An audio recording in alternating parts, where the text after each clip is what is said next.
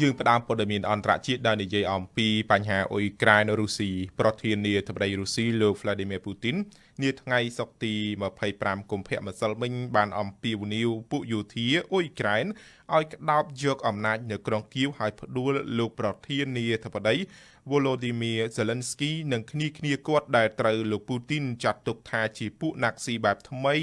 និងពួកខ្សែបគ្រឿងញៀនមេដឹកនាំរុស្ស៊ីក៏ត្រៀមបញ្ជូនគណៈប្រតិភូទៅកាន់ក្រុង Minsk រដ្ឋធានី Belarus ដើម្បីចរចាជាមួយអ៊ុយក្រែនដំណឹងនេះប្រកាសដោយអ្នកនាំពាក្យវិមានក្រំឡាំងយើងស្ដាប់កាយឆាយាចូលពួកអ្នកក្តាប់យកអំណាចក្នុងដៃខ្លួនទៅតាមខ្ញុំស្មានការនេះនឹងសម្រួលឲ្យពួកអ្នកងាយចរចាជាមួយខ្ញុំសេចក្តីនេះថ្លែងដោយលោកពូទីនទៅកាន់កងទ័ពអ៊ុយក្រែនក្នុងបទអន្តរាគមន៍ដែលផ្សាយតាមទូរទស្សន៍រុស្ស៊ីលោកពូទីនអះអាងថាកងទ័ពរុស្ស៊ីឥតច្បាំងទល់នឹងកងទ័ពអ៊ុយក្រែនទេតែគឺច្បាំងទល់នឹងពពួកក្រុមជាតិនិយមដែលប្រកាន់អកប្បកិរិយាដោយពួកភេទវជនដោយប្រើអ្នកស្រុកស៊ីវិលជាខែលមនុស្សការពារខ្លួនវាលោកប្រធានាធិបតី Vladimir Putin ត្រៀមបញ្ជូនទៅកាន់ក្រុង Minsk គណៈប្រតិភូរុស្ស៊ីដែលផ្សំឡើងពីបណ្ដាមន្ត្រីក្រសួងការពារជាតិក្រសួងការបរទេសខុទ្ទកាល័យប្រធានាធិបតីសម្រាប់ជួបចរចាជាមួយគណៈប្រតិភូអ៊ុយក្រែនការនេះថ្លែងថ្ងៃសុក្រដោយអ្នកនាំពាក្យវិមានក្រមឡាំងលោក Dmitry Peskov Minsk ជារដ្ឋធានី Belarus ប្រទេសដែលបានអនុញ្ញាតឲ្យរុស្ស៊ីប្រើដែនដីខ្លួនសម្រាប់លុកលុយចូលអ៊ុយក្រែនជាអាចគឺកងទ័ពដែលកំពុងចល័តតម្រង់ទៅក្រុងគីវក្រមឡាំងតែងប្រកែកជារឿយ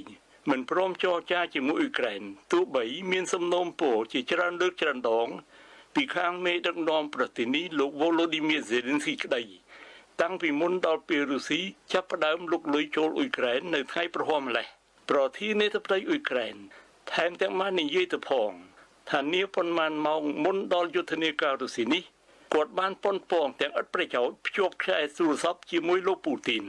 ថ្ងៃសុក្ររដ្ឋមន្ត្រីការបរទេសរុស្ស៊ីលោក Sergei Lavrov បានពន្យល់បំភ្លឺថាគោលដៅនៃប្រតិបត្តិការយោធាពិសេសនៅអ៊ុយក្រែនគឺរំដោះប្រជាជនអ៊ុយក្រែនចេញពីក្រោមនឹមសង្កត់សង្កិនដែលជាតម្រុយនាំឲ្យយល់ថាម៉ូស្គូគ្រោងផ្ដួលអំណាចនៅអ៊ុយក្រែនតែម្ដងលោក Lavrov បានបន្ថែមថារុស្ស៊ីត្រៀមចរចាប្រសិនបើអ៊ុយក្រែនទម្លាក់អាវុធទៅលើពីនេះនៅថ្ងៃប្រហ័សទី24កុម្ភៈប្រធានាធិបតីបារាំងបានថ្លែងទៅកាន់ប្រជាជាតិតាមកញ្ចក់ទូរទស្សន៍ការថ្លែងរបស់លោកម៉ាក្រុងបានធ្វើឡើងក្រោយពីប្រធានាធិបតីរុស្ស៊ីលោកពូទីនបានប្រកាសសង្គ្រាមប្រឆាំងនឹងប្រទេសអ៊ុយក្រែននៅក្នុងបទអន្តរាគមន៍ជាង3នាទីលោកម៉ាក្រុងបានបញ្ជាក់ពីការដែលបារាំងគាំទ្រនិងស្ថិតនៅជាមួយប្រទេសនិងប្រជាជនអ៊ុយក្រែនតាមលោកម៉ាក្រុងការជ្រើសយកផ្លូវសង្គ្រាមរបស់លោកពូទីនជាជំរើសនៃការវាយប្រហារដ៏ធ្ងន់ធ្ងរបំផុតលើសន្តិភាពនៅអឺរ៉ុបតាំងពីច្រើនទសវត្សរ៍ប្រធានាធិបតីបារាំងបានបន្ថែមដោយសម្ដីមួយម៉ាត់និងមានទឹកមុខមាំថាទណ្ឌកម្មប្រឆាំងរុស្ស៊ីនឹងមានទំហំនិងមានទម្ងន់ស័ក្តិសមនឹងទង្វើឈ្លានពានអ៊ុយក្រែនរបស់រុស្ស៊ីសូមស្ដាប់ការលើកឡើងរបស់លោកប្រធានាធិបតីបារាំងលោកម៉ាក្រុងMes chers compatriotes, la Russie a engagé une attaque militaire massive contre l'Ukraine. Ce choix délibéré, qui contrevient à... ជនរួមជាតិជាទីស្នេហាប្រទេសរុស្ស៊ីបានបើកការវាយប្រហារទ្រង់ទ្រាយធំលើប្រទេសអ៊ុយក្រែនជំរើសដោយចេតនាដែលវាផ្ទុយនឹងរាល់ការសន្យាទាំងអស់របស់រដ្ឋអំណាចរុស្ស៊ីជាការរំលោភបំពានលើធម្មនុញ្ញអង្គការសហប្រជាជាតិនិងរំលោភបំពានលើគោលការណ៍គ្រឹះនៃសន្តិភាពអឺរ៉ុបនិងអន្តរជាតិនៅក្នុងវិញ្ញាសានេះប្រទេសបារាំងស្ថិតនៅជាមួយប្រទេសអ៊ុយក្រែនខ្ញុំសូមកោតសរសើរនៅភាពក្លាហាននិងការបដិញ្ញាចិត្តរបស់ប្រធានាធិបតីអ៊ុយក្រែនរដ្ឋអំណាចនិងប្រជាជនអ៊ុយក្រែនការបដិសេធដោះស្រាយបញ្ហាតាមផ្លូវទូតនិងការជ្រើសយកផ្លូវសង្គ្រាមប្រធានាធិបតីរុស្ស៊ីពូទីនមិនត្រឹមតែវាយប្រហារអ៊ុយក្រែនប៉ុណ្ណោះទេតែគាត់បានសម្រេចចិត្តបំពានលើបូរណភាពអ៊ុយក្រែននិងបានសម្រេចចិត្តធ្វើឲ្យខូចខាតយ៉ាងធ្ងន់ធ្ងរបំផុតដល់សន្តិភាពនិងស្ថិរភាពក្នុងអឺរ៉ុបរបស់យើងតាំងពីច្រើនទសវត្សរ៍នៅចំពោះទង្វើសង្គ្រាមមួយនេះយើងនឹងធ្វើការឆ្លើយតបវិញដោយគ្មានការចុះញ៉មជាមួយនឹងការបដិញ្ញាចិត្តនឹងមានការឯកភាពទណ្ឌកម្មប្រឆាំងរុស្ស៊ីនឹងមានទំហំ នឹងមានទម្ងន់ស័ក្តិសមនឹងទង្វើឈ្លានពានរបស់រុស្ស៊ីទណ្ឌកម្មលើវិស័យយោធានិងសេដ្ឋកិច្ចរួមទាំងនៅលើវិស័យធម្មពលយើងនឹងគ្មានភាពទន់ខ្សោយទេយើងនឹងគ្រប់គ្រងអ៊ុយក្រែនដោយគ្មានការរួញរាហើយយើងនឹងទទួលការខុសត្រូវរបស់យើងទាំងអស់ដើម្បីការពារអធិបតេយ្យភាពនិងសន្តិសុខនៃសម្ព័ន្ធមិត្តអឺរ៉ុបរបស់យើង Nous appuierons l'Ukraine sans hésiter et nous prendrons toutes nos responsabilités pour protéger la souveraineté et la sécurité de nos alliés européens. ចាសសូមអរគុណគួយកន្ធារាដែលបានរៀបចំសម្លេងលោកម៉ាក្រុងបាញ់មិញនេះតេតិននឹងការវាយប្រហារមកលើប្រទេសអ៊ុយក្រែនចំពោះប្រធានាធិបតីអ៊ុយក្រែនក៏បានលើកឡើងថារុស្ស៊ីកំពុងបង្កើតវាំងននដែកថ្មីដោយគ្រាប់មីស៊ីលជាច្រើនបានធ្លាក់មកលើទឹកដីអ៊ុយក្រែនដែលការវាយប្រហារនេះឆ្លុះបញ្ចាំងពីភាពបរាជ័យនិងគ្មានផ្លែផ្កានៃកិច្ចចរចាការទូតដោយប្រទេសលោកខាងលិចក្នុងការបញ្ជាការវាយប្រហាររបស់រុស្ស៊ីទៅលើអ៊ុយក្រែនលោក Volodymyr Zelensky បានលើកឡើងថាសប្តាហ៍ថ្ងៃនេះមិនមែនមានតែសម្លេងការបំផ្ទុះកាំជ្រួចការប្រយុទ្ធនិងការផ្ទុះយន្តហោះនោះទេតែក៏ជាសម្លេងនៃវាំងននដែកថ្មីដែលបានធ្លាក់ចុះហើយកំពុងបិទប្រទេសរុស្ស៊ីពីពិភពស៊ីវិល័យបើតាមលោករដ្ឋមន្ត្រីការប្រទេសបារាំងលោក Jean-Yves Le Drian ក៏បានលើកឡើងថាលោកពូទីនគួរតែយល់ថា NATO ក៏ជាសម្ព័ន្ធមិត្តនុយក្លេអ៊ែរផងដែរដោយឡែកប្រធានាធិបតីអាមេរិកលោក Joe Biden បានច្រានចោលការបញ្ជូនទីហ៊ានអាមេរិកដើម្បីការពារអ៊ុយក្រែនប៉ុន្តែបានពង្រឹងសម្ព័ន្ធមិត្ត NATO របស់ខ្លួននៅក្នុងតំបន់ជាមួយនឹងការថែមកងទ័ពនិងយន្តហោះ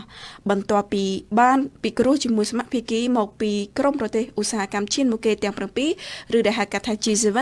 លោក Biden បានប្រកាសវិធានការរារាំងសមត្ថភាពរបស់រុស្ស៊ីក្នុងការធ្វើអាជីវកម្មក្នុងរូបិយប័ណ្ណសំខាន់ៗរបស់ពិភពលោករួមជាមួយនឹងការដាក់ទណ្ឌកម្មលើធនាគារនិងសហគ្រាសរដ្ឋផងដែរមេដឹកនាំសហភាពអឺរ៉ុបបាននិយាយថាវិធានការនានានឹងរួមបញ្ចូលការបង្កកទ្រព្យសម្បត្តិរបស់រុស្ស៊ីនៅក្នុងប្លុក27ទាំងប្លុក27ប្រទេសនិងការបញ្ឈប់ទំនាក់ទំនងរវាងធនាគារទៅកាន់ទីផ្សារហិរញ្ញវត្ថុអឺរ៉ុបរបស់ធនាគារប្រិយមិត្តអ្នកស្ដាប់ជាទីមេត្រីការសម្រុកចូលរបស់កងទ័ពរុស្ស៊ីកាន់តែចូលគៀករដ្ឋធានីធំរបស់អ៊ុយក្រែនប្រធានាធិបតីអ៊ុយក្រែនលោក Volodymyr Zelensky បដិញ្ញាមិនរត់ភៀសខ្លួនឡើយដោយបន្តនៅក្នុងទីក្រុងគៀវគិតរហូតមកទល់បច្ចុប្បន្នទោះបីមានជំនួយយោធាជាបន្តបន្ទាប់ពីសម្ព័ន្ធមិត្តរបស់ខ្លួនក៏ដោយប៉ុន្តែប្រទេសទាំងនោះនៅតែរុញដាក់គ្នាគ្មាននរណាមួយបញ្ជូនយោធាមកជួយអ៊ុយក្រែនប្រយុទ្ធជាមួយនឹងរុស្ស៊ីឡើយទាំងនេះជាការគូបញ្ជាក់របស់លោកប្រធានាធិបតីអ៊ុយក្រែនលោក Volodymyr Zelensky ដើម្បីជ្រាបពីព្រឹត្តិការណ៍នេះកាន់តែលម្អិតជាបន្តសូមស្ដាប់សេចក្តីរាយការណ៍នៅចំពោះមុខស្ថានភាពដ៏អាក្រក់បំផុតប្រធានាធិបតីអ៊ុយក្រែនលោក Volodymyr Zelensky បានបដិញ្ញាថាលោកនឹងបន្តស្នាក់នៅក្នុងទីក្រុងគៀវបើទោះបីជាដឹងថាកងទ័ពរុស្ស៊ីកំពុងសម្ដៅមកកាន់រដ្ឋធានីធំអ៊ុយក្រែនហើយកងទ័ពអ៊ុយក្រែនក៏កំពុងព្យាយាមទប់ទល់យ៉ាងសស្រាក់សស្រាំជាមួយកងទ័ពរុស្ស៊ីក្នុងការវាយប្រហារដ៏ធំបំផុតលើរដ្ឋអឺរ៉ុបមួយចាប់តាំងពីសង្គ្រាមលោកលើកទី2តាមរយៈសារជាវីដេអូនៅថ្ងៃសុក្រលោក Zelensky បានថ្លែងប្រាប់ប្រជាជាតិលោកនិងពិភពលោកទាំងមូលថាសត្រូវបានចាត់ទុកខ្ញុំគឺជាគោលដៅទី1ហើយគ្រួសាររបស់ខ្ញុំគឺជាគោលដៅទី2ពួកគេចង់កំទេចប្រព័ន្ធនយោបាយអ៊ុយក្រែនដោយការកំទេចប្រមុខរដ្ឋខ្ញុំនឹងស្នាក់នៅក្នុងរដ្ឋធានីនេះគ្រួសាររបស់ខ្ញុំក៏ស្នាក់នៅអ៊ុយក្រែនផងដែរអ្វីដែលគួរឲ្យកត់សម្គាល់ប្រធានាធិបតីអ៊ុយក្រែនលោក Volodymyr Zelensky បាននិយាយទៀតថារដ្ឋដទៃផ្សេងទៀតមានការភ័យខ្លាចក្នុងការគ្រប់គ្រងអ៊ុយក្រែនចូលជាសមាជិកភាពរបស់អង្គការ NATO លោក Zelensky ថាតើនរណាម្នាក់នឹងត្រៀមខ្លួនដើម្បីធានាការចូលជាសមាជិករបស់អ៊ុយក្រែននៅក្នុងអង្គការ NATO និយាយតាមត្រង់អ្នករាល់គ្នាខ្លាចហើយខ្ញុំបានសួរសម្ព័ន្ធមិត្តទាំងអស់នៃរដ្ឋរបស់យើងថាតើពួកគេនឹងនៅប្រឈមមុខជាមួយយើងឬអត់ពួកគេថានឹងនៅឆ្លងកាត់បញ្ហានេះជាមួយយើងប៉ុន្តែពួកគេមិនទាន់ត្រៀមខ្លួនដើម្បីយកយើងចូលរួមសម្ព័ន្ធភាពជាមួយពួកគេទេមិនថាខ្ញុំបានសន្ទនាជាមួយមេដឹកនាំបរទេសប៉ុន្មានអ្នកនោះទេខ្ញុំបានឮរឿងមួយចំនួនទី1គឺថាពួកគេនឹងគ្រប់គ្រងអ៊ុយក្រែនហើយខ្ញុំក៏អរគុណចំពោះរដ្ឋនីមួយៗដែលជួយយើងយ៉ាងជាក់ច្បាស់មិនមែនត្រឹមតែពាក្យសម្ដីនោះទេ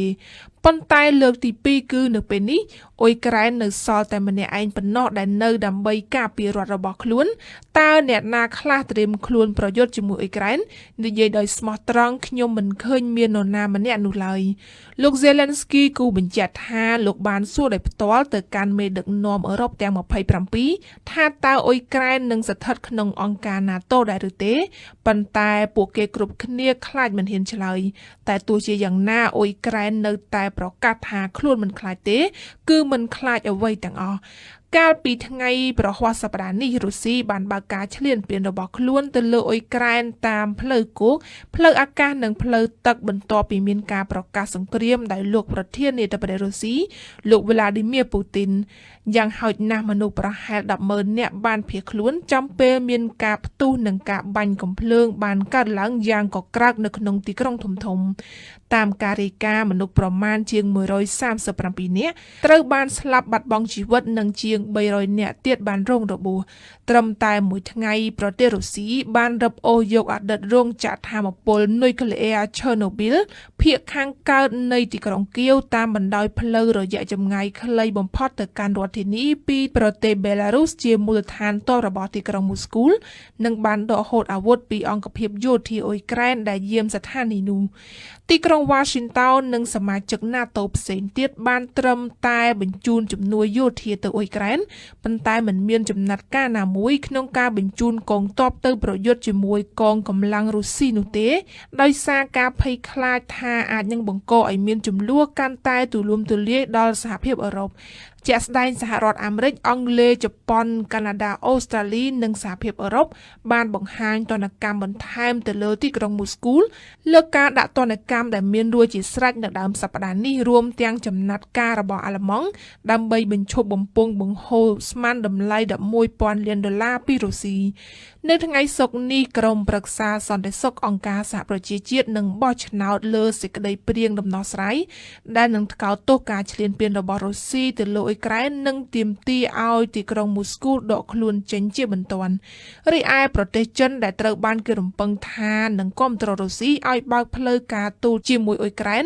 បានបដិសេធមិនហៅការវាយប្រហាររបស់ទីក្រុងមូស្គូថាជាការឈ្លានពាននោះឡើយហើយជំនួសមកវិញបានត្រឹមតែជំរុញឲ្យភាគីទាំងអស់អនុវត្តការអត់ធ្មត់រុស្ស៊ីគឺជាប្រទេសដែលផលិតថាមពលដ៏ធំបំផុតមួយរបស់ពិភពលោកហើយទាំងប្រទេសរុស្ស៊ីនិងអ៊ុយក្រែនគឺស្ថិតក្នុងចំណោមប្រទេសនាំចេញគ្រាប់ធញ្ញជាតិកម្ពុជាលើសកលទាំងសង្គ្រាមនិងទណ្ឌកម្ម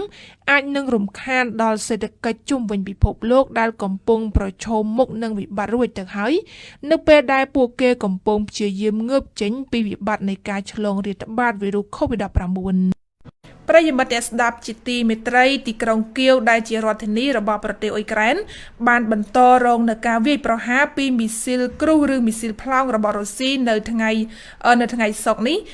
មកក្នុងតំបន់នេះបើតាមការបញ្ជាក់ពីទីប្រឹក្សាមួយរូបរបស់រដ្ឋាភិបាលអ៊ុយក្រែនតាមរយៈសារបញ្ជូនទៅកាន់អ្នកសារព័ត៌មានលោកអាន់តុនការ៉ាស្ឆេកូបាននិយាយថាការវាយប្រហារដោយមីស៊ីលប្លង់ពីសំណាក់រុស្ស៊ីមកលើទីក្រុងគៀវនៅតែបន្តបើតាមអ្នករាយការណ៍សារព័ត៌មាន CNN បានឲ្យដឹងថានៅដើមថ្ងៃសុក្រនេះបានឮសំឡេងផ្ទុះចំនួន2លើកខ្លាំងៗនៅកណ្ដាលទីក្រុងគៀវតែម្ដងហើយសំឡេងផ្ទុះទី3គឺនៅឆ្ងាយបន្តិចគួរជម្រាបជូនថារុស្ស៊ីបានចាប់ផ្ដើមប្រតិបត្តិការយោធាចូលអ៊ុយក្រែនកាលពីថ្ងៃប្រហ័សម្សិលមិញហើយបើតាមសារព័ត៌មានចេញផ្សាយគឺរុស្ស៊ីវាយចេញពីគោលដៅនៅទិសខាងជើងខាងកើតនិងពីខាងត្បូងប្រភពពីក្រសួងការពារជាតិរុស្ស៊ីបានឲ្យដឹងថាពួកគេបានវាយប្រហារទៅលើមូលដ្ឋានយោធាអ៊ុយក្រែនចំនួន83លើកក្នុងនោះមានមូលដ្ឋានអាកាសចំនួន11ផងដែរអ្នកនាំពាក្យក្រសួងការពារជាតិរុស្ស៊ីបានអះអាងថាពុំមានការគំរាមកំហែងណាមួយទៅលើប្រជាជននោះទេគោលដៅវាយប្រហារគឺនៅលើមូលដ្ឋានយោធាអ៊ុយក្រែនប៉ុណ្ណោះប៉ុន្តែបើយោងតាមប្រធានាធិបតីអ៊ុយក្រែនលោក Volodymyr Zelensky បានបញ្ជាក់ថាមនុស្សចំនួន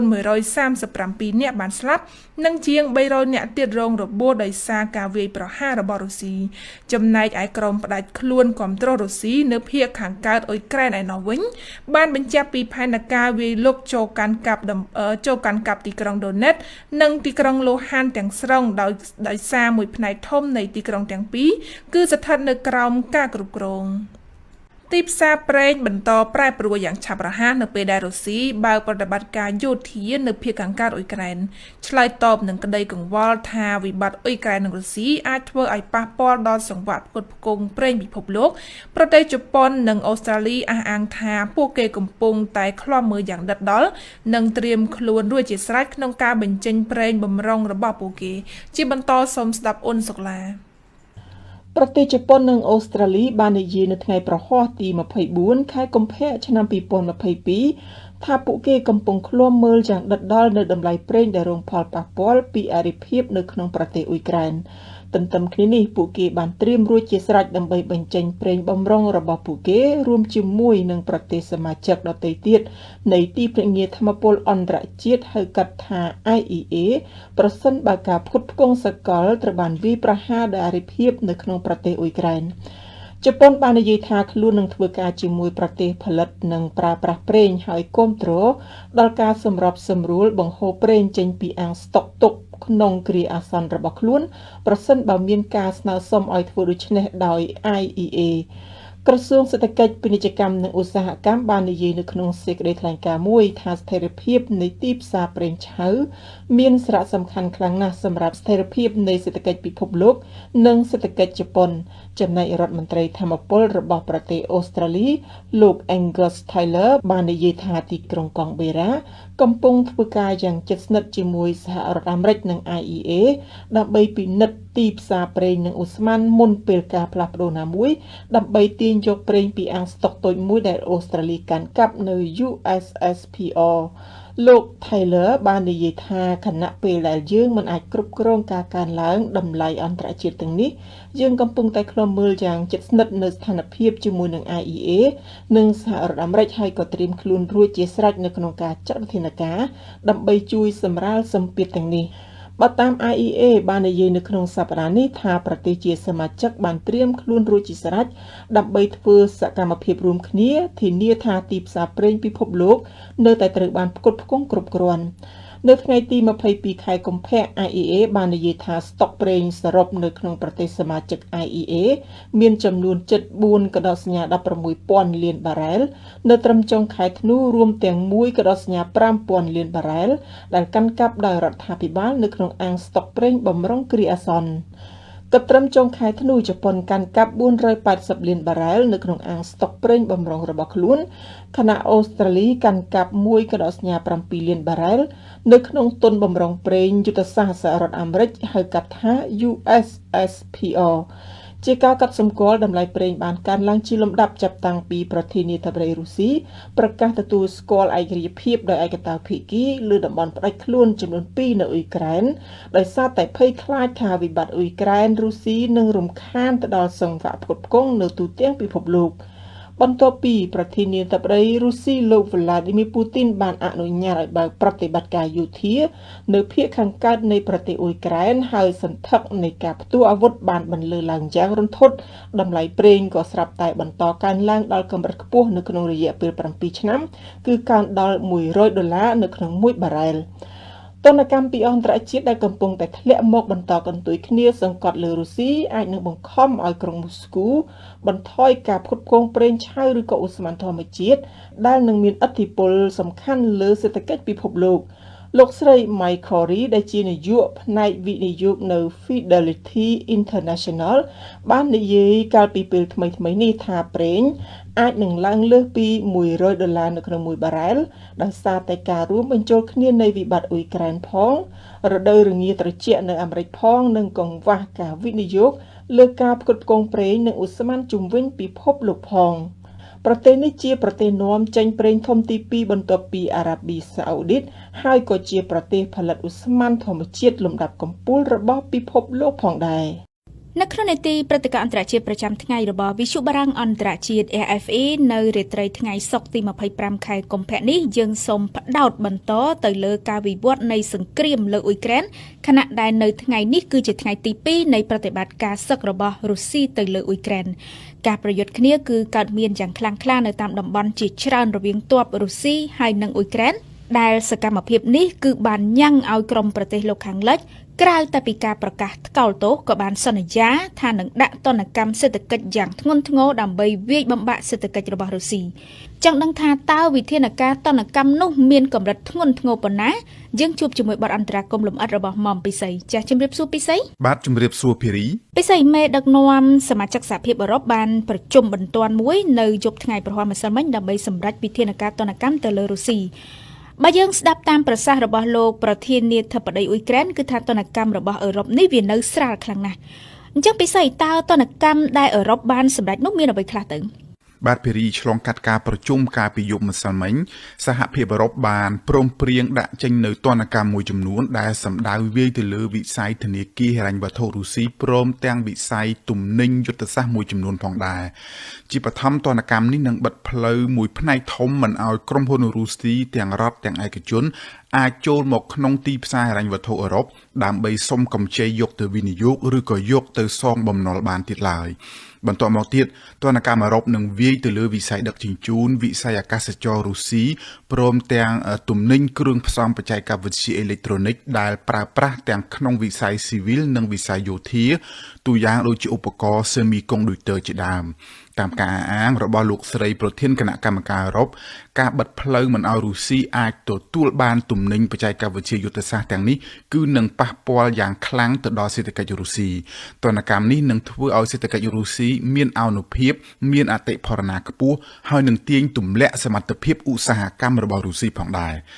នៅព្រឹកនេះរដ្ឋមន្ត្រីសេដ្ឋកិច្ចនៃប្រទេសសមាជិកសហភាពអឺរ៉ុបត្រូវប្រជុំគ្នាបន្តទៀតដើម្បីលំអិតលើវិធានការទណ្ឌកម្មនីមួយៗលោករដ្ឋមន្ត្រីក្រសួងសេដ្ឋកិច្ចបារាំងបានអះអាងថាសហភាពអឺរ៉ុបចង់កាត់ផ្តាច់ចំណងរវាងរុស្ស៊ីនិងទីផ្សារហិរញ្ញវត្ថុពិភពលោកតែម្ដងតែទៅនឹងទណ្ឌកម្មជាលក្ខណៈបុគ្គលវិញគឺគេនឹងមានការបង្កកទ្រព្យសម្បត្តិនិងហាមឃាត់ការធ្វើដំណើរទៅលើបុគ្គលមួយចំនួនដែលស្និទ្ធនឹងរដ្ឋអំណាចរបស់រុស្ស៊ីបញ្ជីរាយនាមលំអិតគេនឹងធ្វើនៅក្នុងពេលឆាប់ៗនេះតើទណ្ឌកម្មទាំងនោះវាគ្រប់គ្រាន់ឬក៏មិនគ្រប់គ្រាន់នៅក្នុងការធ្វើឲ្យរុស្ស៊ីដកថយទៅវិញទៅពិសេសបាទដូចយើងបានស្ដាប់សម្ដីប្រកាសរបស់លោក Zelensky មុននេះបន្តិចគឺថាសម្រាប់អ៊ុយក្រែនទណ្ឌកម្មប៉ុណ្ណេះគឺវាមិនគ្រប់គ្រាន់ឡើយរុស្ស៊ីមិនរសើបនោះទេយ៉ាងណាមិញឯកអគ្គរដ្ឋទូតរុស្ស៊ីប្រចាំនៅប្រទេសស៊ុយអែតបាននិយាយចំអកថារុស្ស៊ីមិនទៅឈឺក្បាលហាលថ្ងៃជាមួយនឹងទណ្ឌកម្មរបស់អឺរ៉ុបនោះទេយោងតាមប្រភពពីមន្ត្រីអឺរ៉ុបដែលចូលរួមប្រជុំការពីយប់មិញនេះគឺថាអឺរ៉ុបនិយាយគ្នាមិនត្រូវទេបានជាកំណត់បានតែទណ្ឌកម្មបែបស្រាលៗបែបនេះក្នុងចំណោមប្រទេសអឺរ៉ុបមានប្រទេសខ្លះដូចជាអាល្លឺម៉ង់និងអ៊ីតាលីជាដើមគឺគេគិតថាកុំអាលដាក់ទណ្ឌកម្មធ្ងន់ពេកនាពេលនេះទុកខ្លះសម្រាប់សង្កត់បន្ថែមនៅពេលក្រោយ